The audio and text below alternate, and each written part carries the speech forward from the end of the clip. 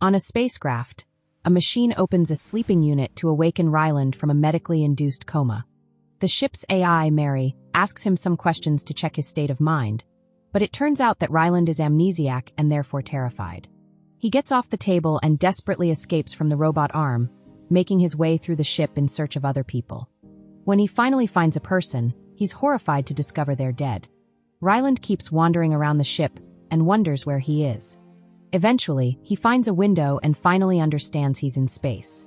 He also realizes that he can recognize the different machines, which means he's a scientist. In the next room, he finds huge screens that play clips from beautiful places on Earth. After he finds clean clothes, Mary asks him to film a daily diary, but he asks for the captain instead. So Mary has to explain that he's the only survivor from the crew. He tells Mary to take him back, but she doesn't recognize that command. Looking at a screen, Ryland sees the sun and thinks he's still in the solar system, so he wants to send a message to Earth. However, Mary explains that the transmission would take almost 12 years. A very confused Ryland checks the map and realizes he's looking at a different sun. Afterward, he checks on the fuel and notices it's low. Using all the information on the screen, he does the math and concludes he's 113.8 years away from Earth. Suddenly, he has a headache and some memories come back to him. He was a molecular biologist and always kept up with the news about the ArcLight probe, which was investigating something called the Petroval line. The images captured by this probe revealed that the sun was dimming. Ryland worked as a middle school teacher, so his students had lots of questions about this news. He explained that the Prova line was an infrared line from the sun to Venus that was slowly dimming the sun. In the next 30 years, the Earth would start to get colder. The kid panicked because they heard that this could kill all life on the planet, but Ryland assured them that the brightest minds were already working on a solution. In the present, Ryland shaves his beard and checks the supplies to find some vodka. So he gets drunk and has a snack. When he looks at the crew's belongings, he remembers befriending them. He uses some of their clothes to make a doll and dance with it, pretending he isn't so lonely.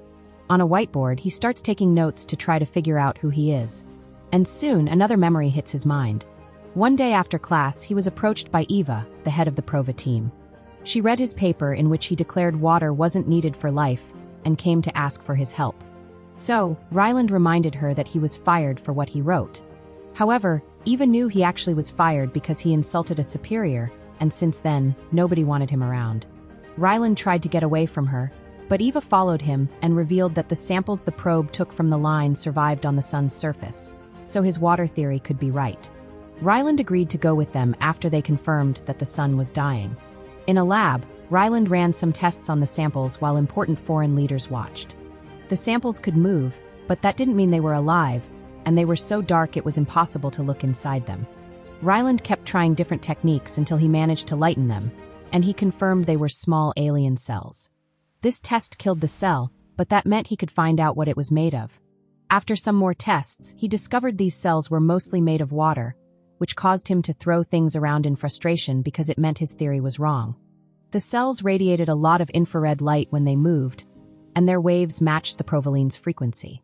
They consumed the solar energy and expelled it to move. Afterward, Eva told Ryland to go home because she had other scientists to call. However, he was now invested and he insisted he wanted to help the world. So, Eva agreed to let him keep 3 cells for more testing. Ryland wondered why the cells went to Venus and skipped Mercury. Getting some ideas for a test, he went to a hardware store and bought a bunch of stuff. Inside a big box, he put a smaller box that would emit the same infrared light as Venus' atmosphere. If the cells moved toward it, it meant they needed carbon dioxide. After the box was sealed, Ryland connected the light, and the cells immediately disappeared from the dish. It confirmed the theory, but it also meant his 3 cells were loose in the box. If they opened it, they would escape by running toward the next source of light. With the help of some guards, Ryland sealed the lab with him and the box inside. Then the lights were turned off, and Ryland opened the box again. He quickly found the 3 original cells thanks to their glowing, and to his shock there was also a 4th one. This meant the cells needed both sunlight and carbon dioxide to reproduce, which was why they went to Venus. After putting them all in a dish, the lights were turned on and Ryland called Eva with the big news. Afterward, the military picked up Ryland in a jet, and he panicked so hard at the speed that he had to take sleeping medicine. He later woke up on an aircraft carrier and threw up as soon as he got off the jet. Eve immediately introduced him to a team of the world's most important scientists and leaders. Although he wasn't able to answer every question, the team confirmed they reproduced his experiment and the results were the same. They decided to name this new organism Astrophase, and they wanted to make 2 million kilos of it. Ryland didn't understand why they wanted so many. So Eve granted him access to all the secrets behind Project Hail Mary. It turned out our sun wasn't the only dying star. This had been happening all over the universe. And so far, only one star hadn't been infected. Tidy, which was 11.9 light-years away from Earth. They didn't know why Tidy was immune. So, the plan was to send a spacecraft to find out. They needed enough fuel for such a long trip, and the Astrophase could be that fuel if they could make 2 million kilos. Ryland pointed out that so much Astrophase could blow up California. So, Eva explained that was why they were on a ship in the middle of the ocean. All this fuel would still only be good for a one-way trip. So, the results would be sent back to Earth in probes, and the astronauts would die in space. They would be in a coma for most of the trip, and they only needed 3, a pilot, an engineer, and a scientist. The chances of the plan working were extremely low, which was why it was named after the expression Hail Mary. After regaining all these memories, Ryland finishes cutting his hair and dresses properly. He also checks on the crew again and grieves for his friends. After cleaning up the bodies, he puts their photographs in their pockets and gives a speech to thank them for their sacrifice. As he cries, Ryland promises to do his best to finish the mission. Then he ejects the bodies into space. Sometime later, Mary informs Ryland that they're getting close to Tidy, so the engines are turned off. As soon as the spacecraft enters Tet's orbit, the ship loses all gravity, and Ryland floats around. When he manages to stop, he looks outside and notices that there's a Provo line here, too. Yet the sun is fine. To his shock, there's another spaceship flying nearby. When this other spacecraft gets too close, Ryland rushes to the pilot's seat and clumsily flies his ship away until he can't see the other one anymore. However, the other spacecraft comes closer again. Ryland keeps flying away, but no matter where he goes, the other spacecraft follows. Eventually, it sends an object toward the Hail Mary, and Ryland is afraid it could be a bomb, so he ignores it. The object bounces off his ship and flies away. The strange ship sends out another one at a slower speed, so Ryland decides to go on a spacewalk to catch it. After putting on the suit and quickly reading the instructions, Ryland leaves the ship in a very clumsy way. After lots of struggle, he manages to jump and grab the object just in time. Back on the ship, he keeps trying to open the object to no avail. A quick scan indicates it's made of a gas named xenon, which makes no sense. At that moment, he remembers the centrifuge system they created for the ship. So, Ryland activates it, and the ship starts spinning. After a few seconds, the ship stabilizes, and he has gravity again. He analyzes the object once more, but the scan still says it's made of xenon. He twists the top, and this time he manages to open it, only for Mary to warn him about a foreign presence in the room. Ryland rushes to put the object inside a glove box, and takes out a strange sphere with lines. He notices there's another lid, and also takes it off to find a smaller sphere with rods. It jumps from his hand and stands on its own, so Ryland compares it to a map of space. He realizes the alien is telling him where it came from, which is even farther than Earth. Ryland rearranges the rods on the sphere to mark Earth's location and sends it back to the alien spaceship. Moments later, the alien sends back a new object that appears to be shaped like a tunnel. Getting the idea, Ryland brings his ship close enough. The alien spacecraft connects both ships by building a tunnel on the spot. Then, Ryland suits up and carefully crosses the tunnel until he reaches the other ship and looks through a window. Suddenly, something moves behind the glass and Ryland is so startled that he floats back into the tunnel, but he manages to hold on to the wall just in time. Then he returns to the window and sees an alien hand moving. It shows him some toys it made like a little Ryland and a model of a ship. Moving the toys, the alien asks Ryland to return to his spacecraft. As soon as Ryland goes back, the alien disconnects the tunnel and makes his ship rotate like the Hail Mary. Then the tunnel is connected again. And when Ryland opens the door, he's hit by tremendous pressure. But now the tunnel has gravity too. This time, he puts up lights as he crosses the tunnel. And when he reaches the window, he shows the alien the model he made of its ship using noodles. The alien comes closer this time, and Ryland discovers that it looks like a walking rock.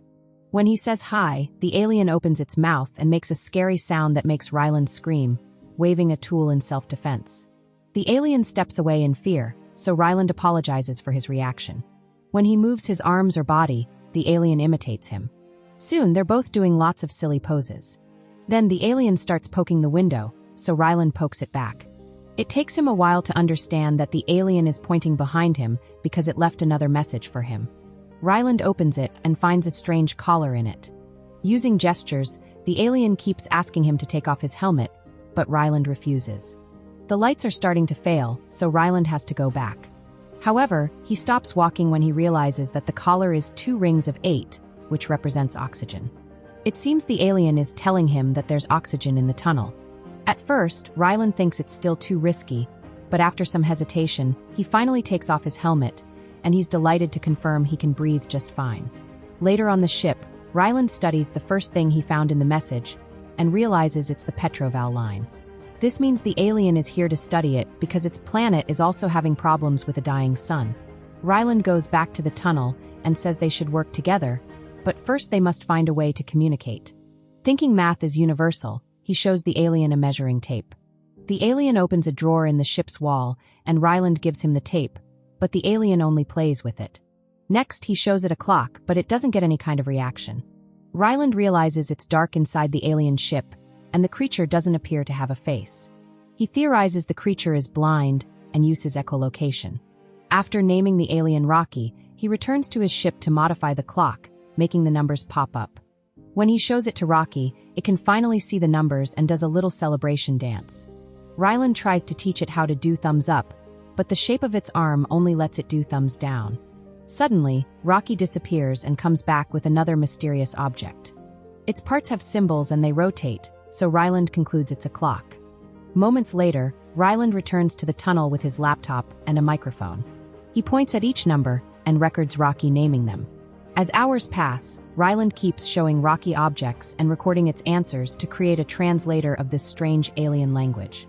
He also starts recording all his testing, hoping to send everything back to Earth. This alien uses an unknown material to build its thing. So Ryland decides to name it Xenonite. One day, Ryland shows Rocky the Astrophase. Rocky immediately recognizes it and says it's very bad, confirming they're here for the same reason. Then Rocky says it's glad not to be alone anymore. It had a crew and they also died just like it happened to Ryland. They agree they'll save the stars together, and Ryland shows Rocky how to fist bump. Using models and the translator, Ryland discusses the data he has so far with Rocky. He also plays with some of the voices in his software until he finds one that Rocky likes. When Ryland leaves the tunnel to sleep, Rocky misunderstands it as death. So Ryland explains the word. Rocky now understands and translates sleep to its language, explaining that in its society, they sleep together for protection. It wants to sleep with Ryland too, but he thinks it's too weird. He changes his mind when Rocky says that it watched its crew, and they never woke up. Ryland brings over some stuff to make a bed, and both of them fall asleep by the window. Another flashback shows Eva introducing Ryland to the 3 astronauts chosen for the mission. They told him they wanted something on the ship that would allow them to self-de after the mission was over, otherwise they'd have to die of hunger, and that'd take too long. Ryland showed them how the engine they made worked, and the Astrophase managed to melt a ton of metal in seconds. In the present, Ryland is dealing with his confusing memories when suddenly he hears a noise. He opens the door and discovers Rocky has come to his ship using a small pressurized bubble as its personal astronaut suit. It wanders around the ship to admire human technology and scolds Ryland for being messy. Ryland tries to tell Rocky that they should work separately in their respective ships, but Rocky doesn't listen and wants its own room here so they can work together. Ryland complains that Rocky is bossy whenever they're working together, and watching it eat is a very nasty experience. Since Rocky can see through walls and has amazing hearing, Ryland has no privacy or personal space. By discussing the technology behind the ships, Ryland realizes that these aliens don't know about radiation. He explains that radiation killed its crew and Rocky survived because its workshop was close to the Astrophase, which protected it. The duo decides they need Astrophase samples, so Ryland disconnects the ships and sends his to the nearest planet. The trip lasts 11 days, so Ryland spends his time showing Rocky recordings of Earth. Rocky shares that it misses its mate, whom it's been together with for 186 years. Another flashback shows Ryland with the team at the ship's bar, but he felt uncomfortable, so he left. When he bumped into Eva, He told her it was strange to see everyone so happy considering they were flying to their deaths. Eva explained to him the camaraderie allowed the astronauts to deal with the gritty side of their jobs. The duo decided to return to the bar, and Eva even dared to do karaoke. In the present, the ship makes it to the planet and Ryland is amazed by its colors. He goes on a spacewalk and uses a machine to activate a light that attracts thousands of Astrophase, which creates a beautiful glow. Rocky and Ryland discuss name ideas and decide to name the planet Adrian. The samples are taken back to the ship to run some tests. They're shocked to discover that the same amount of Astrophase comes to the planet and then leaves it, which doesn't make sense since they're going there to reproduce. Another test reveals that there are bacteria mixed with the Astrophase, which means there's life on Adrian. Rocky realizes that a being on Adrian is killing the Astrophase like a predator. Keeping the Astrophase under control makes it impossible for it to be strong enough to kill the sun. If they catch those predators and take them to their planets, they can save their homes. These bacterial predators are probably in the clouds where the Astrophase reproduces, but the ship wasn't made to enter the atmosphere. Rocky says it can make a chain long enough to collect the bacteria in the clouds, and Ryland compares it to fishing. Since he doesn't have experience as a pilot and has been improvising to fly, he practices for a while to avoid getting the ship too close to the atmosphere. While Ryland practices, Rocky records videos for Earth, but it thinks it's a live broadcast. Ryland explains that a probe will be sent with all their findings later, so Rocky wonders why he can't explain it all when he returns. When Ryland says he'll die here, Rocky refuses to accept it and offers to give him some of its own fuel. It'll make its own trip slower, but this way they both live. Ryland cries and hugs Rocky's bubble in gratitude. Another flashback shows Ryland and Eva having a chat 3 days before the astronauts' departure. Suddenly, the lab blew up and the whole building caught on fire.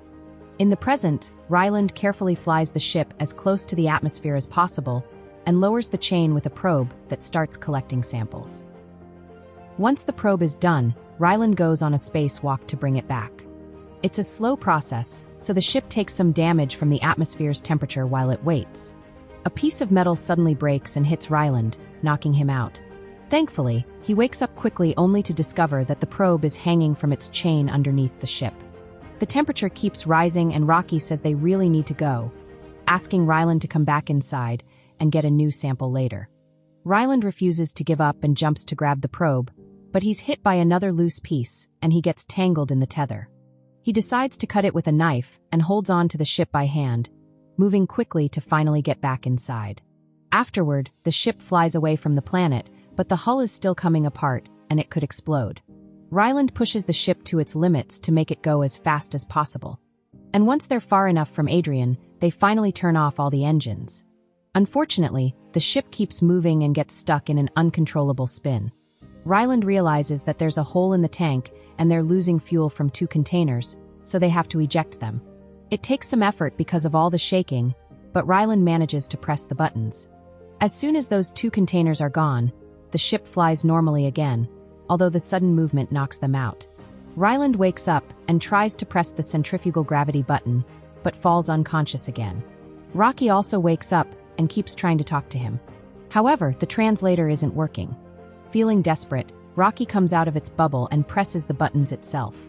The ship begins to move more slowly, and the gravity inside becomes stable too.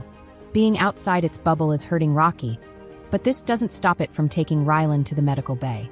As the ship's robots take care of its friend, Rocky passes out.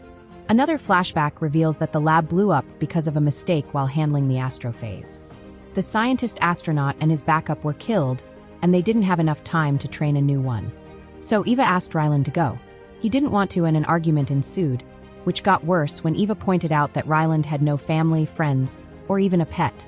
She gave him 3 hours to reconsider. In the present, Ryland wakes up and follows some stains on the floor that look like Rocky's equivalent of blood. He's relieved to discover that Rocky has returned to its bubble and has been sleeping to recover. He sits next to it so they can sleep together like the old times. Later, Ryland finds a message that Rocky left on the computer asking him to save their homes. He starts working on the tests and confirms he's acquired the bacteria that eat the Astrophase. He names it Tomoa and starts cultivating it inside xenonite containers, mutating it in a way that will make it survive Venus' atmosphere. As days pass, Ryland worries because Rocky doesn't wake up. He keeps talking to it, and even hangs encouraging drawings on its bubble. Sometime later, Ryland is napping when he's suddenly awakened by a noise. He's delighted to find Rocky healthy and immediately hugs him. Then they look at the Tamaba farm, which has created a good amount of the bacteria. This means they can finally go home, and they celebrate by watching clips of fireworks. Rocky puts Synite around its limbs, a special clothing for the occasion. Ryland makes paper hats and gives Rocky a laptop full of human knowledge. He also gives it a stress ball as a souvenir. Rocky feels bad because it doesn't have anything to give him, so Ryland asks to see its ship as a gift. When both spaceships are finally connected again, Ryland wears a suit made of xenonite, and Rocky gives him a tour of its place. As he admires the amazing technology, another memory returns to his mind. After the 3 hours, Ryland told Eva that he wasn't going on the mission. Eva explained how important the greater good was before calling her men. Ryland immediately ran away, but the guards quickly caught up to him and tackled him to inject him with a sedative. It turned out he had been put on the ship by force. In the present, Rocky helps Ryland fix the damage on his ship, so it's finally time to go home. They share a very emotional goodbye in the tunnel and do some silly moves before they go their separate ways. The ships fly in different directions, and Ryland has to get used to being alone again. Moments later, Mary warns Ryland that she's detected contamination on the ship, so he shuts down the engines to investigate. When he checks on the Taba, he discovers that it's broken the xenite containing it. He immediately changes containers and puts all the bacteria in a sealed box. But now he's worried about Rocky because its ship is made entirely of xenite. If the Tomoa escapes, it'll eat the fuel and Rocky will be stuck in space. A desperate Ryland calculates how long it would take him to save Rocky and go home. But unfortunately, he can't do both. Refusing to let his best friend die, Ryland gathers all his research and the bacteria farm and sends them to Earth in probes like originally planned. Afterward, he makes the ship change routes. A few days later, Ryland finds Rocky's ship and goes on a Space W walk to approach it. He then desperately pounds on the window until Rocky comes to let him in. Many years in the future, the probes land on Earth and Eva gets to see Rocky in the recordings. The planet is already starting to freeze, but now they can work on saving it. Meanwhile, Rocky's planet has already been saved, and Ryland has his own house there. He's learned the alien language and can talk to Rocky without needing the translator. One day, Rocky tells him that scientists have finished building a spaceship, so he can finally return to Earth. However, he decides to stay and keep working as a teacher for little alien children. Make sure to subscribe and turn on notifications so you can watch more videos like this. Thanks for watching.